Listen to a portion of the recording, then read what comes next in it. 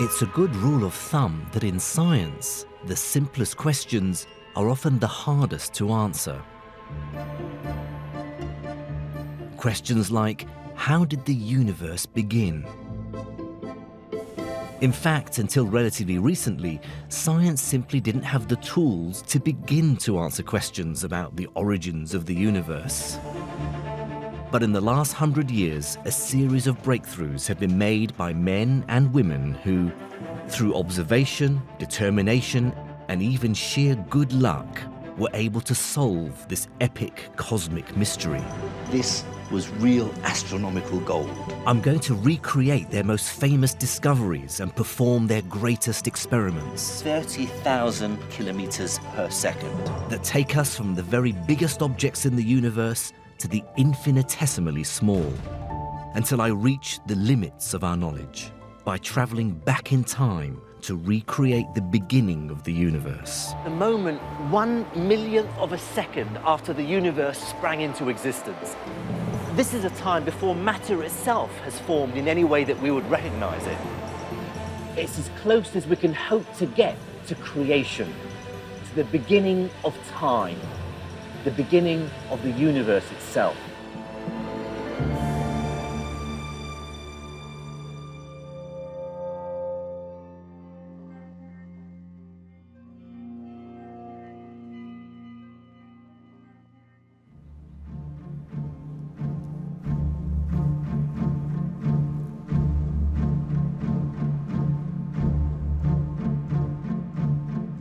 It's a remarkable fact that science took hundreds of years to come up with a theory to explain the origins of the universe. All the more surprising given what a simple and fundamental question it is. There's something quintessentially human about asking the question, where does all of this come from? Perhaps because it's a deeper, more fundamental version of, where do I come from?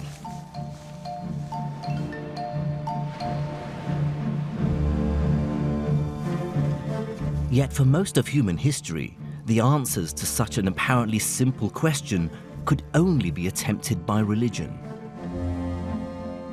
It wasn't until the middle of the 20th century that science built a coherent and persuasive creation story of its own. It was a story based on theory, predictions, and observation. A story that could finally explain what had happened at the very beginning of time, the beginning of the universe itself. A little over 100 years ago, if scientists considered the life of the universe at all, they considered it eternal, infinite, and stable. No beginning and no end. So even framing the question about the origins of the universe was impossible. But at the beginning of the 20th century, that began to change. New discoveries shook the old certainties and paved the way for questions about where the universe came from. One observation transformed our idea about the true scale of the universe. It began with a mystery in the sky.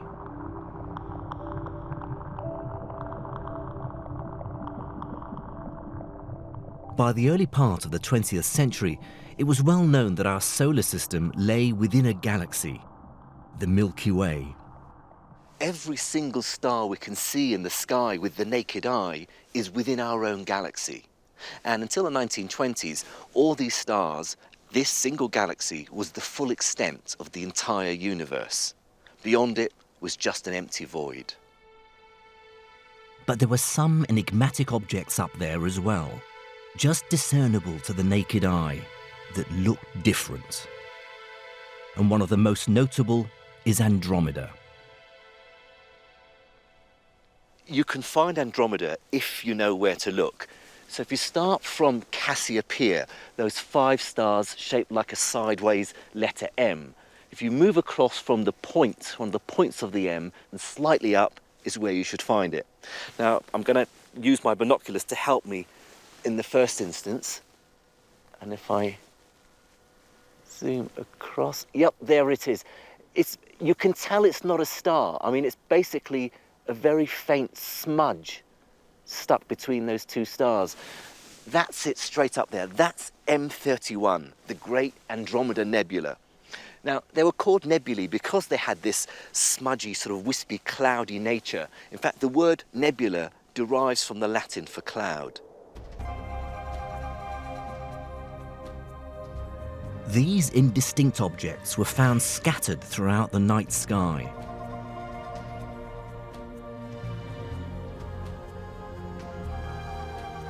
Telescopes revealed many of these nebulae were far more complex than simple clouds of interstellar gas. They appeared to be vast collections of stars, and that raised two intriguing possibilities. Were these stellar nurseries places where stars were born and therefore residing within our own galaxy? Or much more profoundly, were these beautiful, enigmatic objects galaxies in their own right, sitting way outside the Milky Way?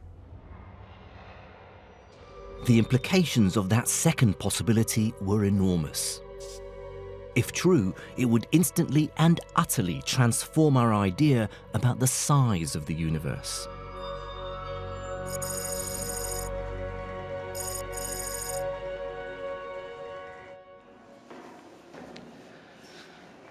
Here was an opportunity for an ambitious astronomer to make a real name for themselves. Perhaps someone with a really big telescope.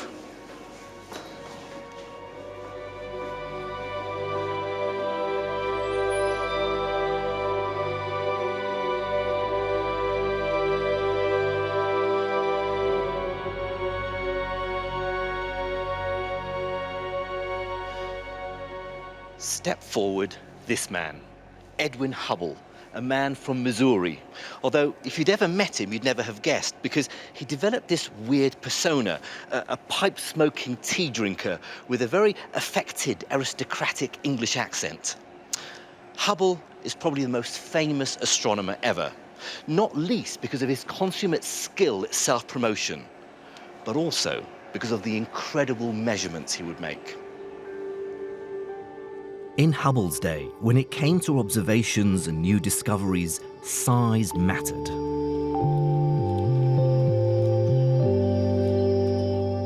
Today, this is the most powerful optical telescope in the world, the GTC, with a primary mirror over 10 meters or 400 inches in diameter, far bigger than anything Hubble had.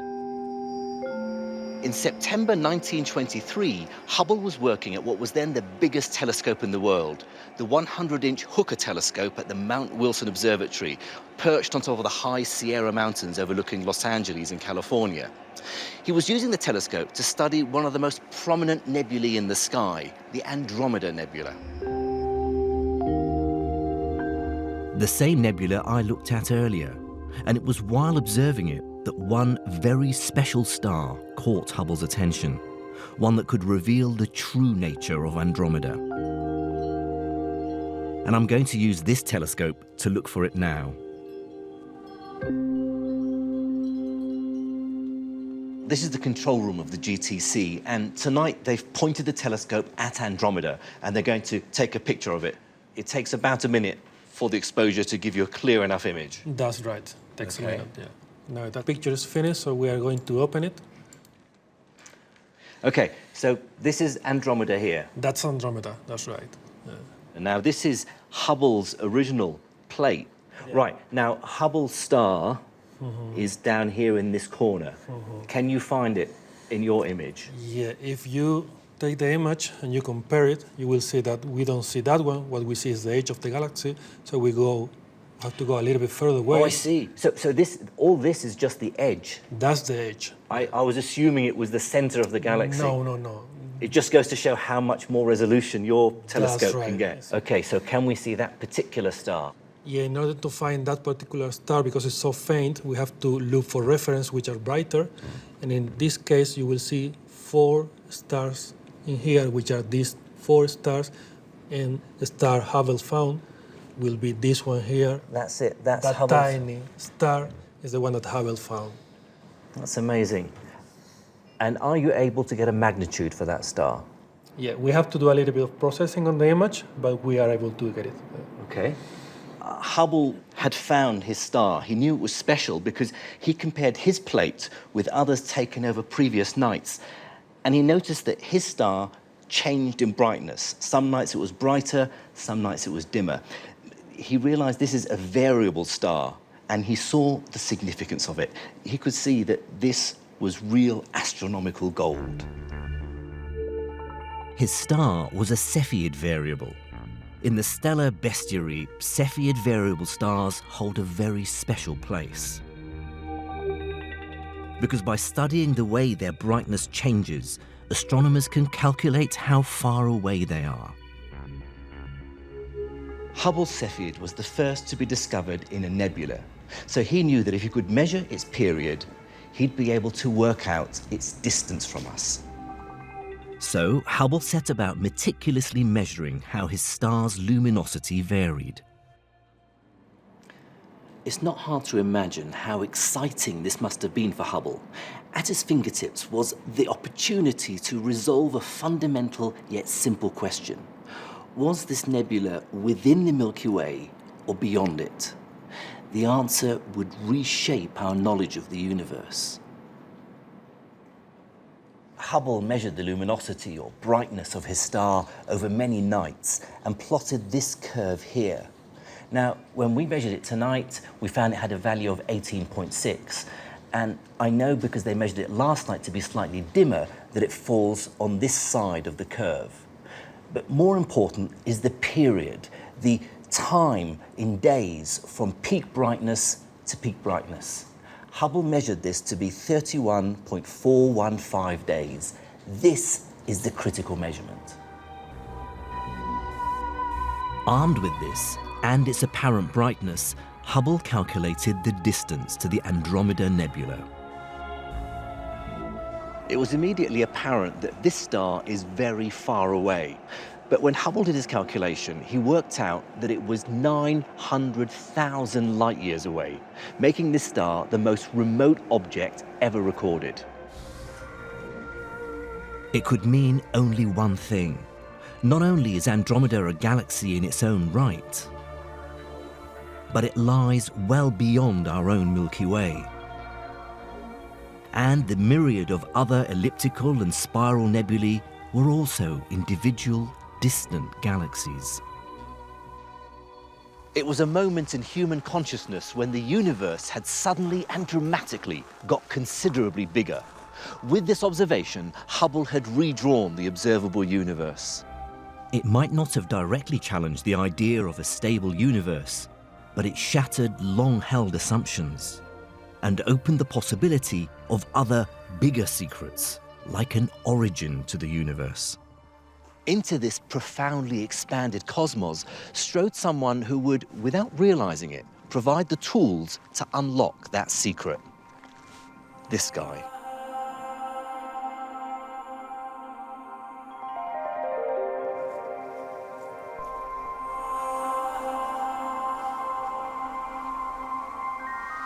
A story as great as one that explains the origins of the universe would somehow feel wrong without involving a scientist as great as Albert Einstein.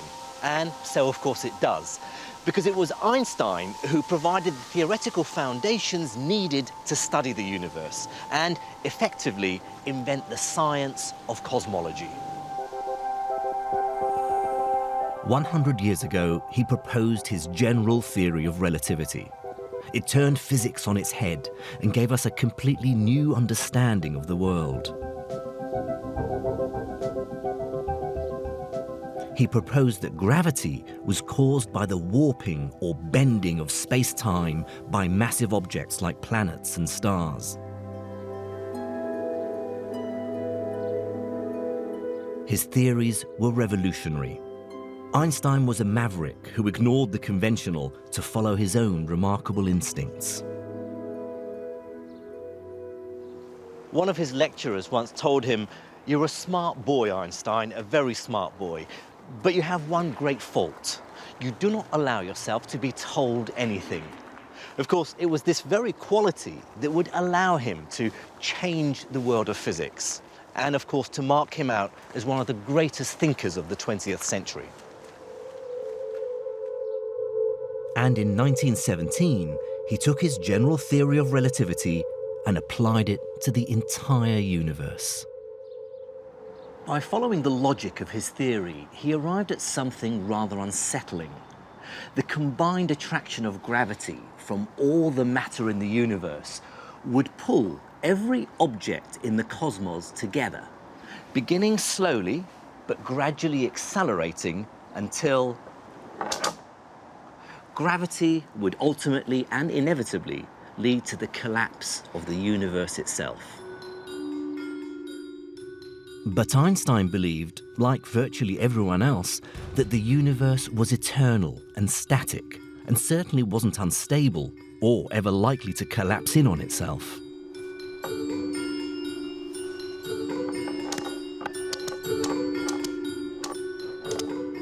But his equations appeared to show the opposite. In order to prevent the demise of the universe and keep everything in balance, he adds this in his equation: lambda, or the cosmological constant. It's a sort of made-up force of anti-gravity that acts against normal gravity itself. Now, he had no evidence for this, but it helped ensure that his equations described a stable universe. Within his grasp was the secret to the origins of the universe. Yet Einstein simply couldn't or wouldn't bring himself to accept the implications of his own equations. With hindsight, it seems remarkable that Einstein did this. I mean, here was a man who had revolutionized science by rejecting conventional wisdom. And yet, he couldn't bring himself to trust his own theory. He felt compelled to massage his equation to fit the established view. He even admitted that the cosmological constant was necessary only for the purposes of making a quasi-static distribution of matter, basically to keep things the way they were. Whatever his reasons, this little character lambda would return to haunt him. Because while it prevented Einstein from understanding the implications, his ideas opened the way for someone else to propose a theory for the origin of the universe.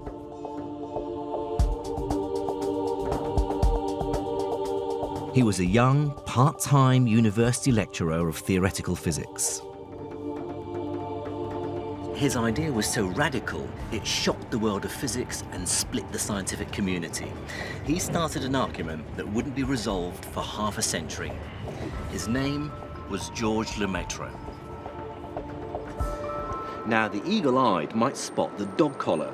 In fact, he was both a physicist and an ordained priest. Of this apparently curious dual role, Lemaitre said, "There were two ways of pursuing the truth. I decided to follow both." And using Einstein's theory of relativity, he developed his own cosmological models.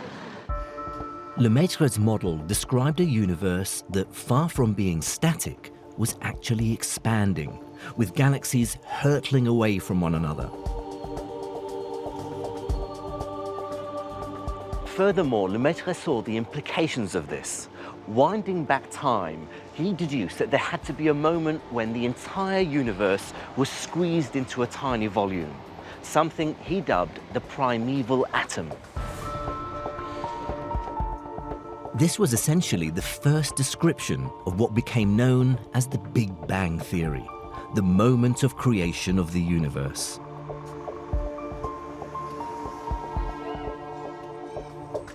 These were revolutionary ideas, and so he published them in the Annales de la Société Scientifique de Bruxelles, where they were promptly ignored by the scientific community. So he travelled to Brussels to try to gain support for his idea. The 1927 Solvay Conference, held here in Brussels, was probably the most famous and greatest meeting of minds ever assembled. But for our story, the most significant meeting didn't happen here. It wasn't planned and happened away from the conference. It happened here. In this park, the unknown Lemaitre approached the most famous, the most fated scientist in the world, Albert Einstein. Here, finally, was his chance to explain his idea about an expanding universe to the very person whose theory he'd used to derive it. You can only imagine Lemaitre's trepidation as he approached. If Einstein endorsed his radical idea, then surely it would be accepted. Surely this brilliant mind, this titan of physics, this deeply original thinker would see the merits of his theory. But after a brief discussion, Einstein rejected his idea out of hand. According to Lemaitre, he said, "Vos calculs sont corrects, mais votre physique est abominable." As far as Einstein was concerned, his maths might have been correct, but his understanding of how the real world worked was, well, abominable. Once again, Einstein dismissed the idea of a dynamic universe. Lemaitre's paper should have ignited science, but without the backing of such a huge and influential figure as Einstein, his groundbreaking idea was doomed to be quietly forgotten. Unless some observation or evidence showed up to support the idea of an expanding universe.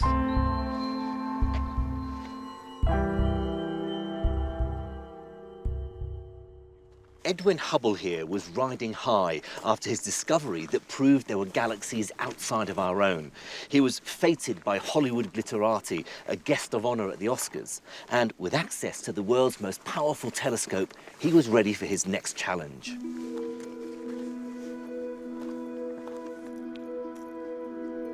He'd heard of some unusual observations, that many galaxies appeared to be moving away from us. No one could understand why this might be.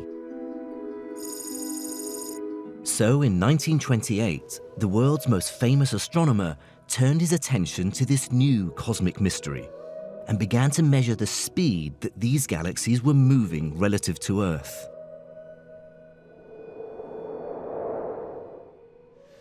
To measure the velocity that a galaxy was receding from us, Hubble used something called redshift.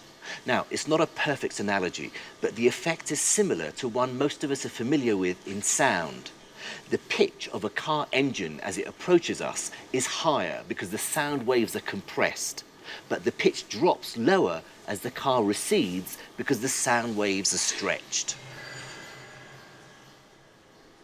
The effect is similar with light waves. As the source of light moves towards us, the observed wavelength is squashed towards the violet or blue end of the spectrum. But if the source is moving away from us, the wavelength is stretched towards the red end of the spectrum, or redshifted in the parlance of astronomers. And the greater the velocity the object is receding, the greater the redshift. With his assistant, Milton Humason, Hubble spent the next year carefully measuring the redshift of galaxies. And I've got the chance to do the same thing right now using this telescope. Okay, Massimo, have you found a galaxy for me? Yes, I found this galaxy. So how far away is this? It is approximately 430 megaparsec far. So if you convert that to light years, so 430 times 3.26, it's about 1.5 billion light years away. Yeah. Okay. Hubble needed to measure the average light coming from the galaxy in order to get a spectrum so that he could calculate the redshift. Now, Humason did this by exposing a photographic plate, and it took him a whole week to collect enough light to get the spectrum. But here at the TNG, the Galileo telescope, they use instead a very sensitive chip that can do this much more quickly. How long does it take for you to get a spectrum?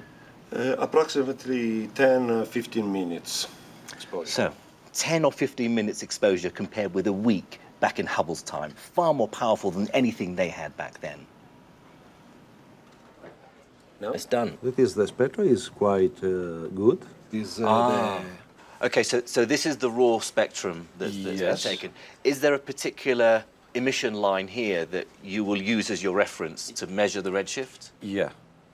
Here, for example, you have an emission line, but to obtain a real spectra, you have to clean it to obtain the final one.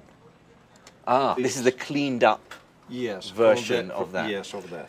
So this is the actual Emission lines from the galaxy. Yes. And this one below, I guess, is the reference. The reference, so correct, of a galaxy with a redshift 0. Okay, so one that isn't moving away relative to us. Yes. And so it's very clear here, if you compare the top one with this one, every emission peak Yeah. is shifted. Is shifted in the red. The reference line for example is H alpha. And from this, you can compute the redshift of this galaxy. And can you work out from that how fast the galaxy is moving away from us? In principle, you can obtain this. Okay, so what's the formula? The formula is the difference between the rest wavelength and the observed wavelength divided by the reference wavelength and multiplied by C. This is the Doppler effect. Let's see if we can do that roughly. Yes. Okay, so this is about 7, 2, 0, 0, approximately. okay, Minus 6, 5, 5, 6, 3. 3 Okay. over 6, 5, 6. 3. Yeah. And that's the fraction of the speed of light. Yes. Okay, so I might as well do this. I should do it with my calculator. So 7200, 6563. So it's a 7, 3, that's a 6. Okay, so then that we divide by 6563. Okay, so it's roughly 0.1 the speed of light. 0.1 c. So it's about 30,000 kilometers per second. Yes? Correct. Thank you. Okay, I'm actually quite pleased with my maths here because I was under pressure. So this galaxy is 1.5 billion light years away from the Milky Way, and it's moved from the redshift. We've worked out it's moving away from us at 1/10 of the speed of light. That means it's moving away from us at 30,000 kilometers per second. Boom. Science. Once he'd calculated the speed of the galaxy, Hubble then measured how far away it was.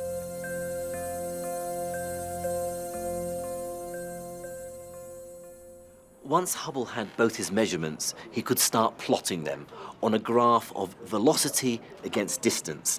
Now, he made 46 different measurements, and when he put them on the graph, he noticed a pattern emerging. He could draw a line through all these points. Each one of them is an individual galaxy.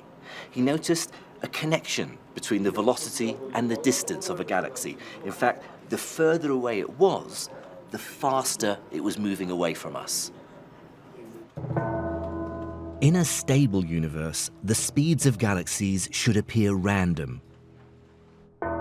You wouldn't expect a clear relationship between the distance of a galaxy and its velocity. Hubble's graph showed that the universe was expanding, which had profound implications for the idea of a beginning to the universe.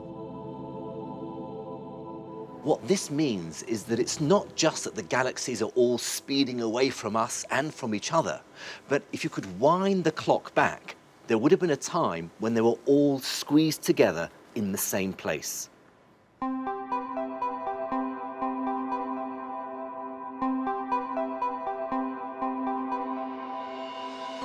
Here finally was the first observation, the first piece of evidence that Lemaitre's idea of a moment of creation, of a universe evolving from a big bang, might be correct.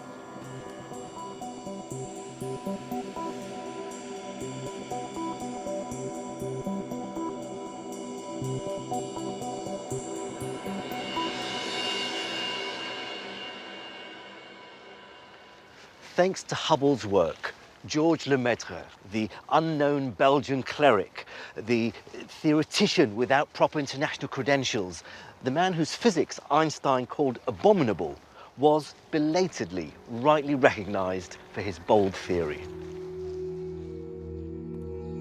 Most significantly, the biggest name in physics came around to this revolutionary idea. In 1931, on a visit to Hubble's observatory, Einstein publicly endorsed the Big Bang expanding universe model.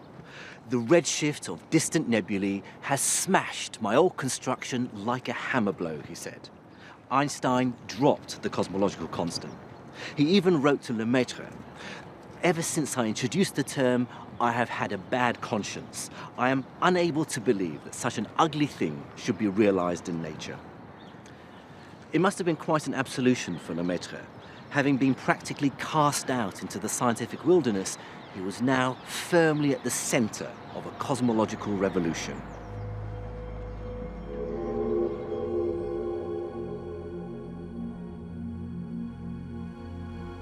The idea of the Big Bang was finally gaining traction. But despite Einstein's seal of approval and the observations of Hubble, the argument was far from over.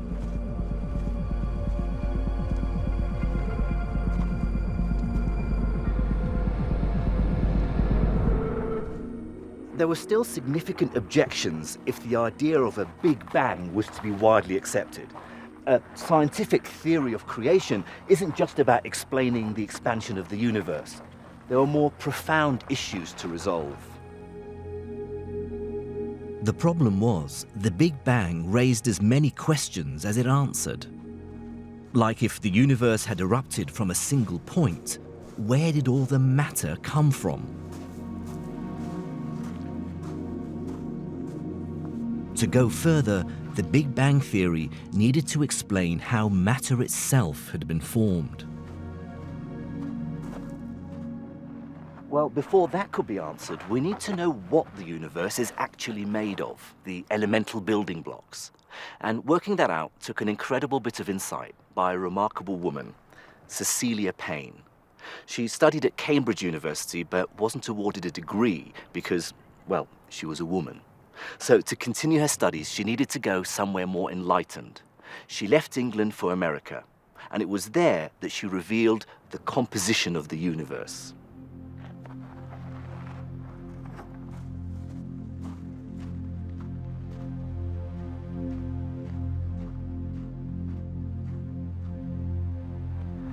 If you were to ask someone what the most common elements were, an atmospheric scientist might say nitrogen. After all, it makes up more than 3/4 of the atmosphere. Geologists might say silicon or iron or oxygen, which all seems very quaint and Earth-centric and really rather parochial.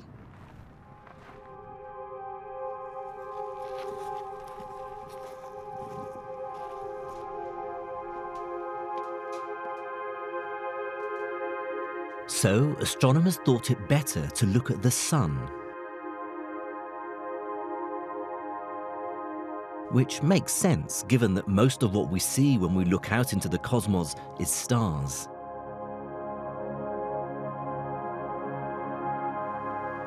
The first attempts to analyze the composition of the sun were done with a setup rather like this. Well, not exactly like this. This is a cutting-edge 21st century solar telescope. But the basic idea was exactly the same.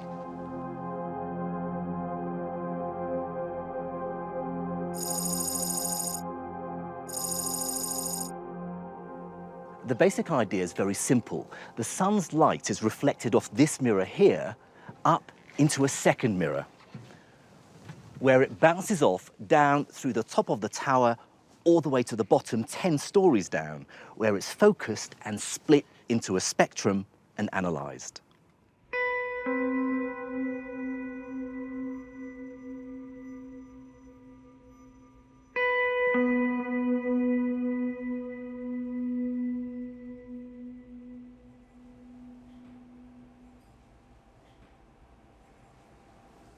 This is the control room of the solar telescope. The base of the telescope is over there.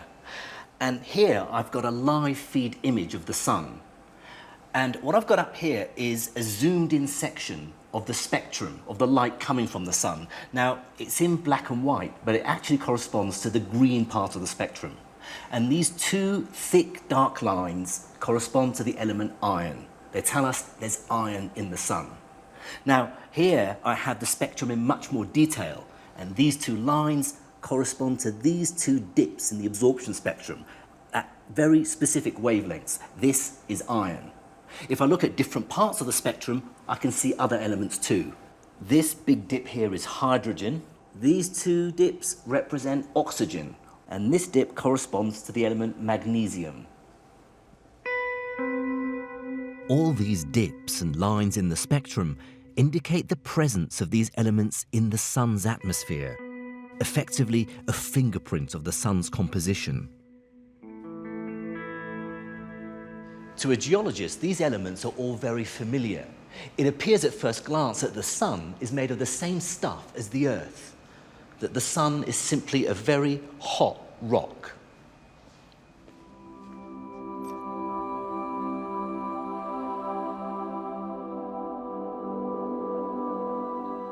And that would have been that, were it not for the insight of Cecilia Payne.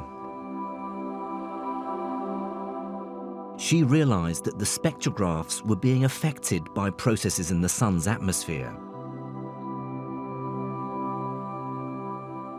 These would distort the apparent abundance of the elements that make up the sun. So she recalculated the relative abundances of the elements and discovered that the sun was composed almost entirely of just two elements, hydrogen and helium. All the other elements, carbon, oxygen, sodium, iron, that made the sun seem so Earth-like, amounted to just a tiny fraction of its composition. When she first presented this result, it was considered impossible. In fact, when she wrote up her work, she was persuaded to add the comment that these calculated abundances of hydrogen and helium were almost certainly not true. The idea was only accepted some 4 years later, when the director of a prestigious observatory arrived at exactly the same conclusion by different means. Ironically, this director was the very same man who'd initially dismissed Payne's work as clearly impossible. Payne's revelation about the ratio of hydrogen and helium was found to be remarkably consistent for almost every star in the galaxy. That led to a big conclusion. The universe is dominated by just two elements, the simplest and lightest elements, hydrogen and helium. Together, they make up more than 98% of all the matter in the universe. All the other elements that are so important to us, like carbon, oxygen, iron, amount to less than 2%. So now, the challenge for supporters of the Big Bang Theory was very clear and simple. Could the Big Bang Theory explain the creation and the observed ratios of hydrogen and helium found in the stars?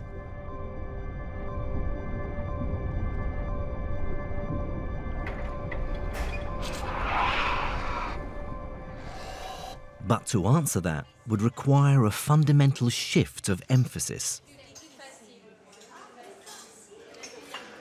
Rather than consider the almost infinite vastness of the universe, it was necessary to consider the infinitesimally small world of the atom.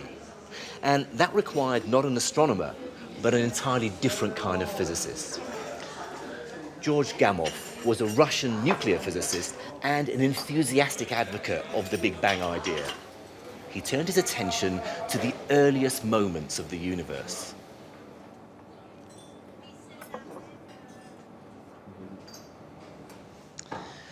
Here, he felt, was where the answer to the composition of the universe lay.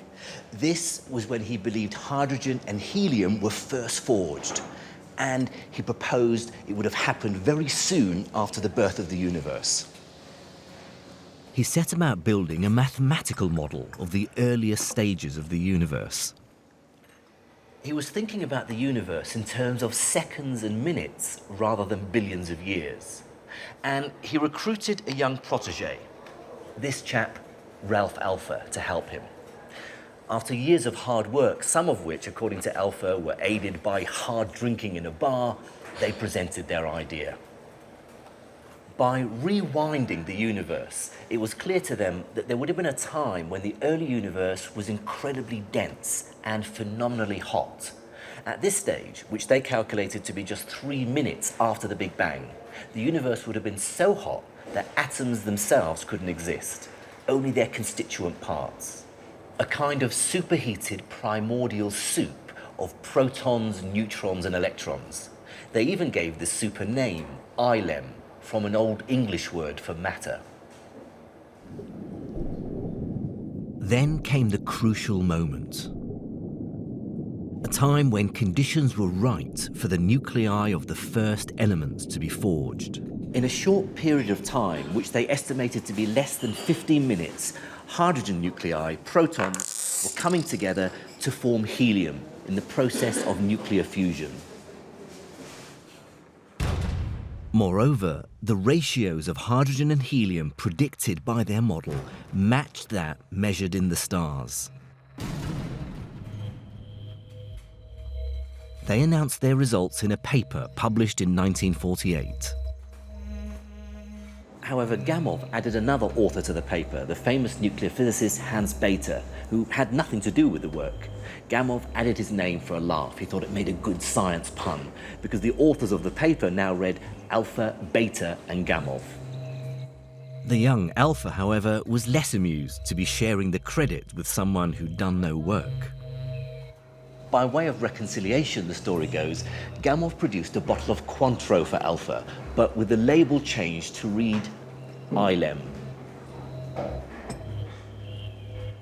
The ability to make calculations that explain the origins of matter in the first few minutes after a Big Bang was remarkable in itself. But there was a very significant prediction that emerged from their work. A prediction that had the potential to deliver the proof that the universe had begun with a Big Bang. Alpher continued to study the early evolving universe, focusing on what happened next. He pictured the universe at this stage as a seething fog of free electrons and atomic nuclei. Then it dropped to a critical temperature, a temperature cool enough for electrons to latch on to the nuclei of hydrogen and helium. At this precise point, light was released to travel freely throughout the universe, the first light of creation.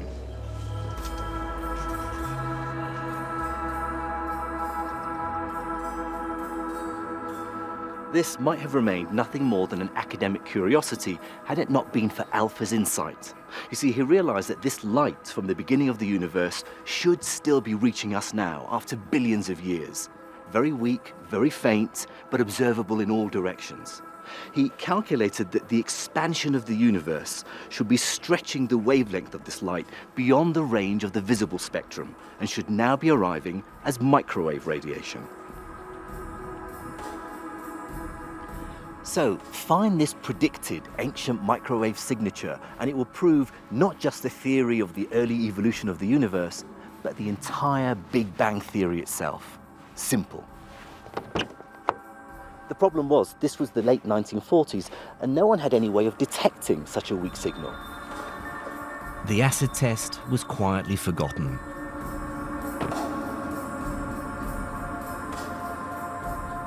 Supporters of the Big Bang now had the prediction and observation of an expanding universe,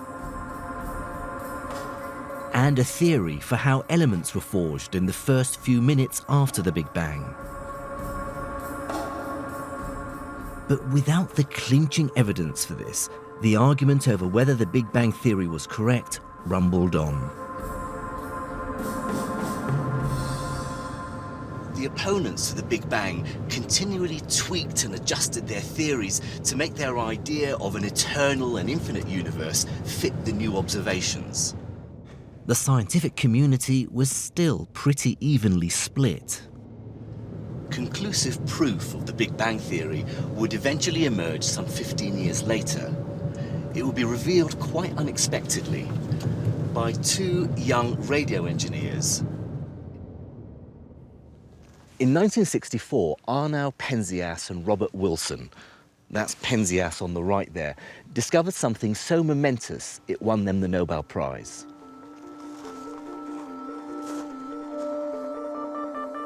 This telescope is dedicated to study their accidental discovery. In 1964, Penzias and Wilson were working at the Bell Laboratories in the US, where they were given this, a bizarre and obsolete piece of kit to play with. It looks, for all the world, like an enormous ear trumpet. But when they turned their telescope on, they found that the sky was saturated with microwave radiation. All warm bodies emit microwave radiation, whether it's from the atmosphere or from the instrument itself.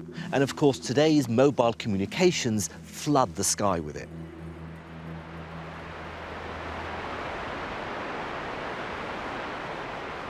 So, before they could do any useful measurements, they had to calibrate their horn antenna to see if they could reduce this noise.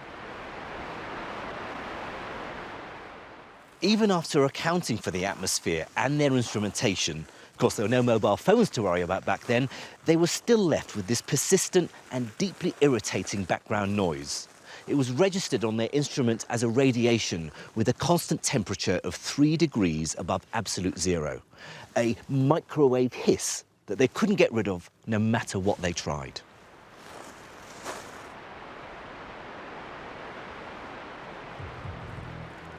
Even more annoying for them was the fact that it seemed to be everywhere they pointed their celestial ear trumpet. They were about to give up when Penzias attended a meeting where he casually mentioned this irritant to a colleague. A few weeks later, the same colleague phoned him up and said he knew of some researchers in Princeton who were looking for just such a signal. Unwittingly, Penzias and Wilson had stumbled upon that predicted radiation, Alpha's burst of light from the early evolution of the universe. Here, at last, was proof of the Big Bang theory.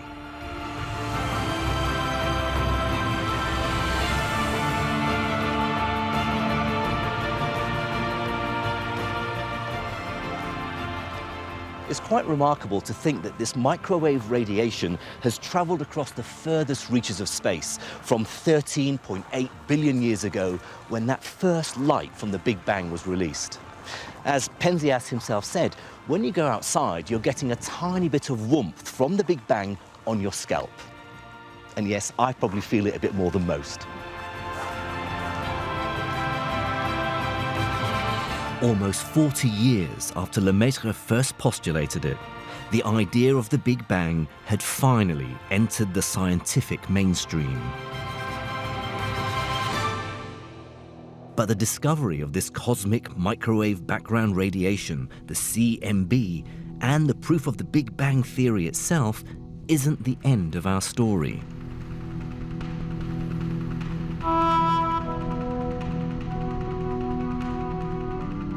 We've probed back to the first few minutes after the Big Bang. And beyond this lies a new frontier of knowledge.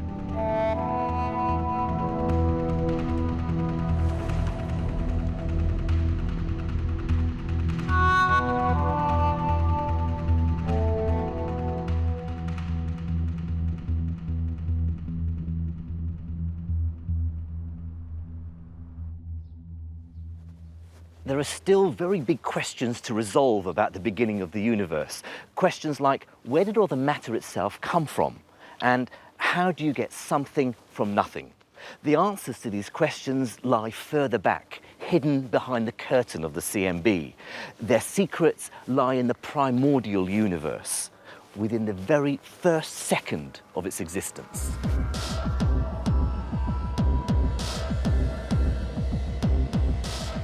This is where the edge of our understanding now lies. And this is where scientists are focusing their efforts. Not by looking into the skies, but here on the border of Switzerland and France. More specifically, at CERN, with the largest particle accelerator in the world, the Large Hadron Collider, or LHC. Now, you might be wondering what a particle accelerator has to do with the early universe, because the connection between the two is far from obvious. The thing to remember is that when the universe was very young, it was much smaller. And so all the matter, everything that makes up the stars, the galaxies, black holes, all had to be confined into a much smaller space. At that stage, the universe was phenomenally hot, and more significantly, its energy density was very high. It was then that the first matter sprang into existence. The LHC can't yet replicate that process, but it can allow us to study the properties of these fundamental particles. Once a year, the LHC stops its normal business of colliding beams of protons and instead uses much more massive particles to create collisions with energies more than 80 times greater than that produced from 2 protons. They do this by accelerating atoms of lead, stripped of all their electrons, up to speeds close to that of light, and smashing them together. And that lets us see something pretty special.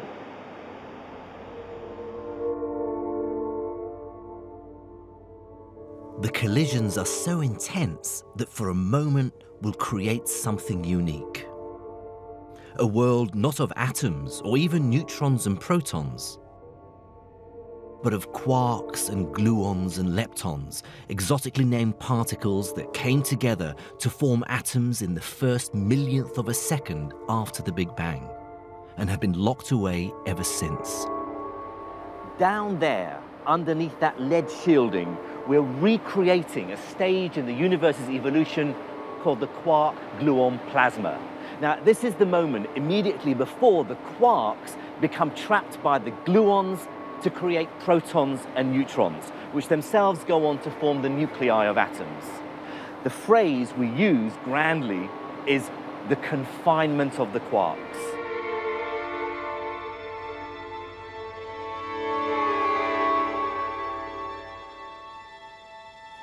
To develop the necessary energy, the lead nuclei are passed through a chain of smaller accelerators, gradually ramping up the energy until they're finally fed into the largest accelerator on Earth, the LHC.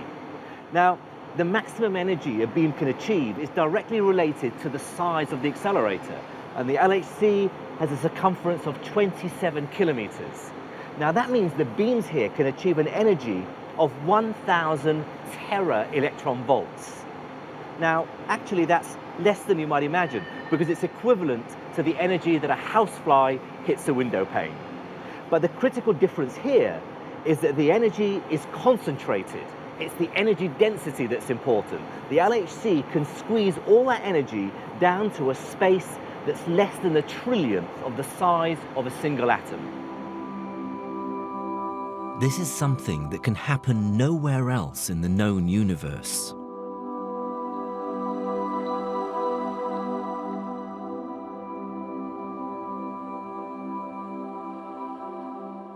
The 2 beams of lead nuclei are traveling around the ring in opposite directions. They're meeting deep underneath this control room at the detector. You can see live feed pictures of the detector up on that screen. Now, underneath us, they're traveling at a speed of 99.9998% the speed of light. That means they're covering the full 27-kilometer circumference of the ring more than 11,000 times per second.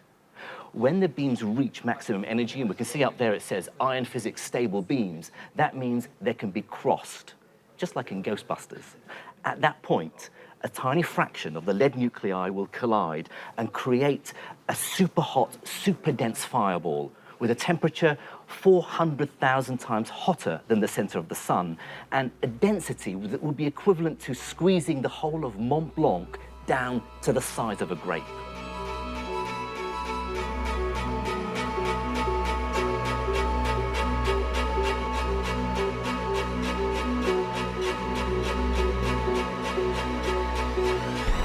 That looks like a fantastic image there. So can you tell me what we're seeing? It's amazing, actually, isn't it? It's literally tens of thousands of particles and antimatter particles flying out. That's kind of aftermath of this explosion. Right. So the coloured particle trails here aren't the quarks and gluons themselves, but evidence of the quark-gluon plasma created by the collision. We have to infer its properties from looking at the debris that flies out. It's a bit like working out how an aircraft works by looking at the debris of a plane crash. That's what we see.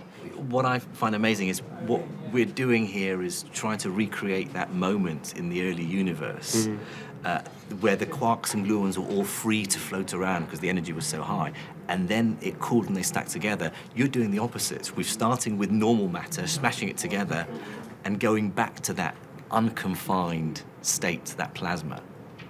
Yeah, I mean, I like to think of Alice as a time machine. We're actually winding back the clock.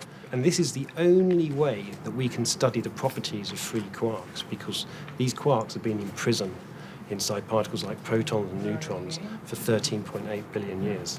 That's pretty incredible, isn't it? Finally, after 13.8 billion years, you can set these quarks free, even if it's for a fraction of a second. Yes. While we don't yet know how matter sprang into existence, studying these collisions allows us to make the first tentative steps towards that discovery. What we've just witnessed is the earliest stages of the universe that anyone, anywhere, has been able to observe. It's the closest we've got to the moment of the Big Bang. And let's face it, it's not bad. 1/1,000,000th of a second after the Big Bang itself. Even going this far back in time still leaves physics with unanswered questions.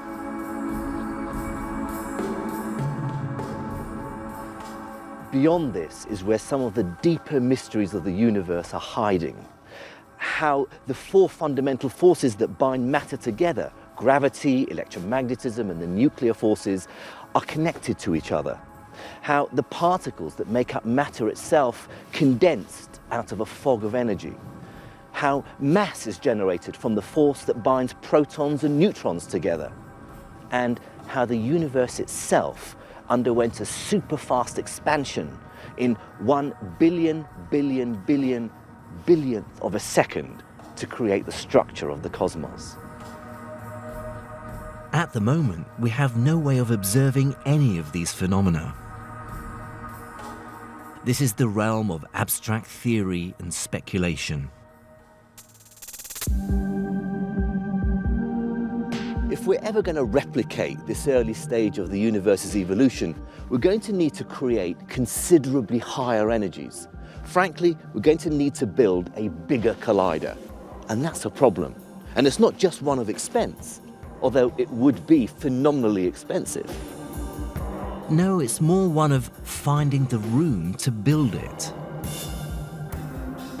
Remember when I said the energy is related to the circumference of the accelerator? Well, the LHC down below me has a circumference of 27 kilometers. It runs beneath the Jura Mountains and straddles both France and Switzerland. In order to look back and observe the universe at this earlier stage, well, we need to build an accelerator with a circumference larger than the orbit of Pluto.